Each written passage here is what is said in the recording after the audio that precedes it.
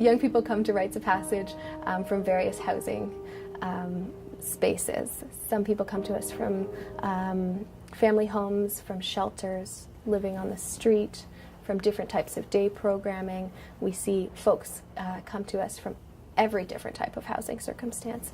The commonality is generally that they are looking for some stability and safety within their housing.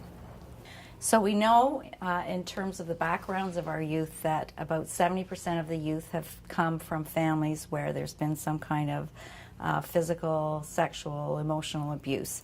So, you know, the myth that the young people that come to us are just trying to get away from families that have strict rules is clearly not the case.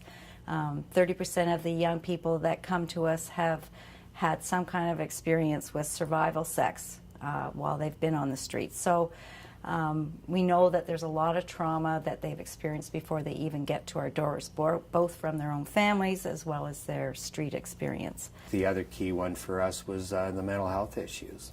You know, so many of our young people are experiencing not only, you know, from a heredity perspective, but also drug-induced mental health, psychotic episodes or whatever. That has been a huge, huge challenge, understanding that behavior, working with it in a different kind of way. The one thing was helping me identify that I needed professional help.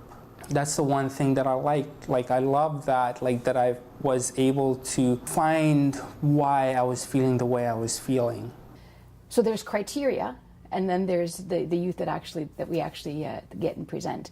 So our criteria is one of the things that changed over the past year. So we now are able to accept young people between the ages of 16 and 24. Prior to that, it was 18. They have to be involved in a plan of some sort. There have to be an activity that they're going to do during the day. So they're either involved in an education plan, an employment plan, or they are struggling with mental health challenges that make it, again, difficult for them to maintain longer-term housing. So they have to be, that's a full-time plan, so involved in one of those things. Because we're a smaller group, and there is a little bit more autonomy and independence of the young people who live here, they have to be able to manage to sustain themselves in a certain level, in a certain way. So young high school youth, refugee youth, foster care youth, mental health, and then I don't know what we call traditional street kids or street involved youth, so youth who have been on their own, independent on the streets or in and out of shelters or couch surfing since they were about 15, 16.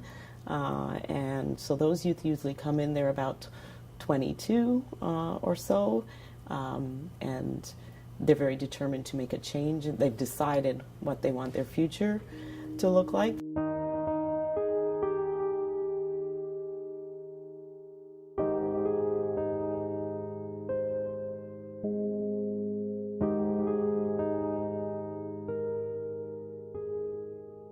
They're coming from around the world, they're coming from across the country, every ethnicity, or, you know, some from very, very wealthy homes with very severe mental health issues, some from very supportive and loving low-income homes that just don't have the room or the space to be able to continue to support their child in a physical way.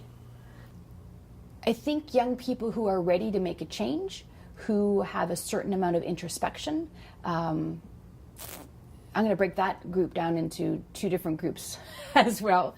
That there are some kids who are a little bit more along the path of independence and who just want to come and save money. They want a nice, safe, clean space to be able to do their thing, to save their money. And sometimes those youth struggle because they don't want to participate in the engagement, which is a major element of what we do here. Because they may have lived on their own before, they have a certain skill set. They know how to keep their room clean. They're not particularly interested in having relationships with the staff, keep very much to themselves.